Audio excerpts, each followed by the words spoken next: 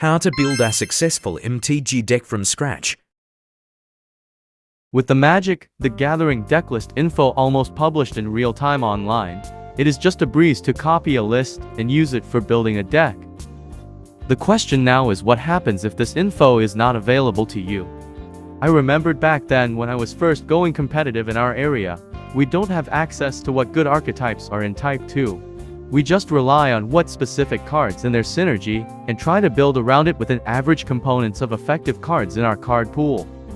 Building a successful Magic: The Gathering deck from scratch can be challenging, but it's also one of the most rewarding aspects of the game. Here are some tips to help you get started. Determine your strategy. The first step in building any deck is to decide on your strategy. Do you want to play an aggressive deck that tries to win quickly, or a more controlling deck that aims to outlast your opponent? Once you have a clear idea of your strategy, you can start selecting cards that support that game plan. Choose your colors. Magic: The Gathering has 5 colors, each with its strengths and weaknesses. Depending on your strategy, you may want to focus on 1 or 2 colors that complement each other. Control deck archetypes usually goes with blue and white colors, and such goes into the long game. Red, white and black varies from aggro to mid-range decks, and so the deck components also are adjusted to that strategy.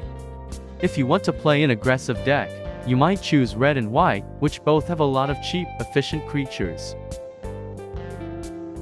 Look for synergies. Once you have your colors and strategy, start looking for cards that work well together. This can be as simple as choosing creatures that have abilities that support each other, or as complex as building a combo deck that relies on a specific combination of cards. Pay attention to the Monocurve. Monocurve refers to the distribution of mana costs in your deck. You want to make sure you have a good mix of cheap, efficient creatures and spells, as well as more expensive, powerful cards that you can play later in the game.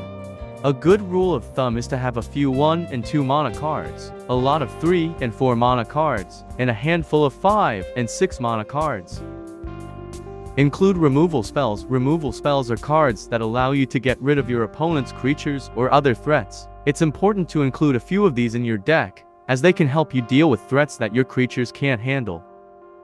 Test and refine. Once you've built your deck, it's time to test it out and see how it performs. You may find that certain cards aren't working as well as you'd hoped, or that your mana curve needs some tweaking. Be open to making changes and refining your deck until you find the right balance.